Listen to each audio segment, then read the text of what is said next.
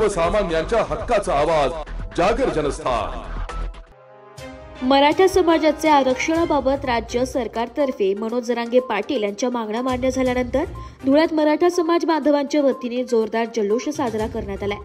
धुळे शहरातील छत्रपती शिवाजी महाराजांच्या स्मारकाजवळ मराठा बांधवांनी एकत्र येत फटाके फोडून जल्लोष केला।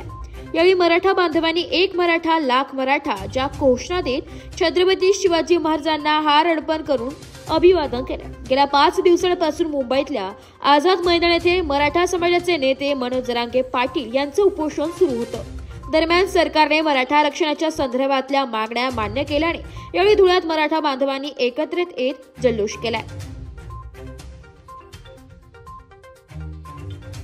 काय सांगाल आता हैदराबाद गॅजेटची मंजुरी मिळालेली आहे, आंदोलनाला यश मिळालेले आहे, काय म्हणाल?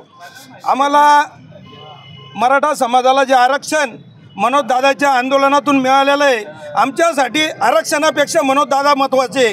कारण लाख मेला तरी चालेल पण लाखाचा पोशिंदार मरायला नको।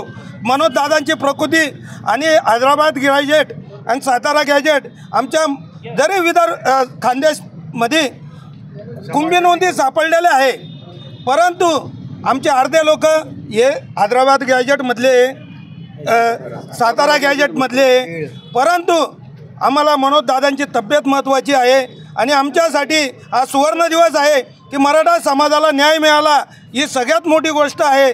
आणि वेळोवेळी मनोज दादांनी जे आंदोलनाच्या माध्यमातून हा प्रश्न लागू ठेवलेला आहे, त्यामुळे हे मनोज दादांमुळे असा आमच्या समाजाला इतकं प्रखर नेतृत्व,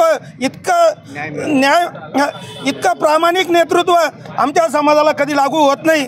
म्हणून आमच्या समाजासाठी जो लढणारा नेता आहे मनोज दादा जरांगे पाटील यांनी जो भी निर्णय घेतला तो पूर्ण ताकदीने मराठा समाज पूर्ण महाराष्ट्रातला त्यांच्याबरोबर राहील आणि जो भी पुढे निर्णय घेतील त्यांच्यासोबत राहणार आहे। जय जिजाऊ जय श्री। त्यामुळे आनंद आहे आम्हाला।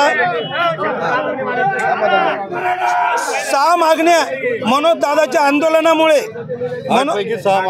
8 पैकी 6 मागण्या मनोज दादाच्या आंदोलनामुळे फक्त मराठा समाजाला न्याय मिळाला।